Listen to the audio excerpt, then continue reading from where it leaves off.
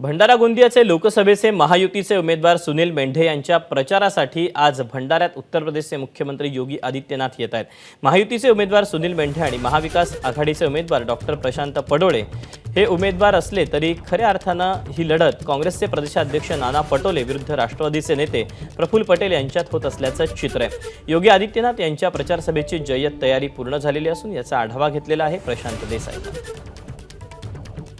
भंडाऱ्यामध्ये जी महायुतीच्या वतीने जी सभा आयोजित करण्यात आलेली आहे, उत्तर प्रदेशचे मुख्यमंत्री योगी आदित्यनाथ यांची ही सभा भंडाऱ्याच्या दसरा मैदानावर होता। बघू शकता या दसरा मैदानावर जय्यत तयारी सुरू आहे।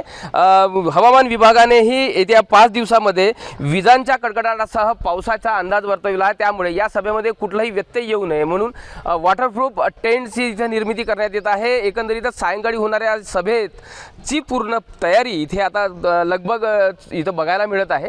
ही या महायुतीच्या वतीने विद्यमान खासदार सुनील मेंढे यांच्यावर परत एकदा भाजप पक्षश्रेष्ठीने विश्वास दर्शविला आहे, तर महाआघाडीच्या वतीने डॉक्टर प्रशांत पडोळे अशा या नवख्या उमेदवाराला मैदानात उतरवलेलं आहे।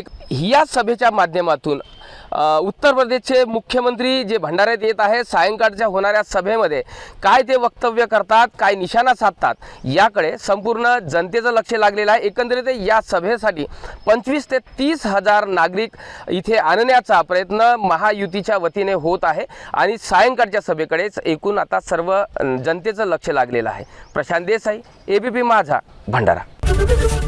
एबीपी माझा, उघडा डोळे बघा नीट।